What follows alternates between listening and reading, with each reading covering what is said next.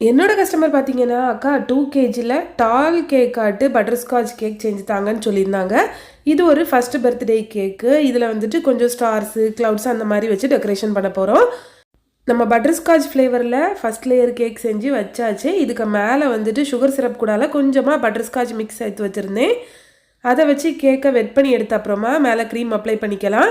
இந்த கேக்ல யூஸ் பண்ணியிருக்கிற கேரமல் சாஸ், அதுக்கப்புறமாட்டு அந்த பட்டர்ஸ்காட்ச் ப்ரலைன் எல்லாமே நான் வீட்ல செஞ்சது தான். இதோட ரெசிபி நாளைக்கு மேக்ஸிமம் அப்லோட் பண்ணுவேன். கண்டிப்பா செக் பண்ணிக்கோங்க.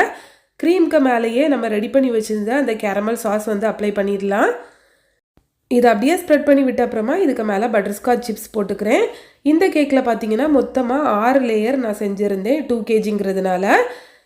கேக்கோட ஃபைனல் லுக் பார்த்தீங்கன்னா, இப்படி தான் இருந்துச்சு. கொஞ்சம் ஸ்டாரு, கிளவுட்ஸ் எல்லாம் வச்சு சூப்பரா இருந்துச்சு. நீங்க ஒரு வேளை கேக் ஆர்டர் பண்ணா கீழ இருக்க நம்பருக்கு வாட்ஸ்அப் பண்ணுங்க. கன்னியாகுமரி டிஸ்ட்ரிக்ட்ல ஹோம் டெலிவரி கூட இருக்கு. பாய்.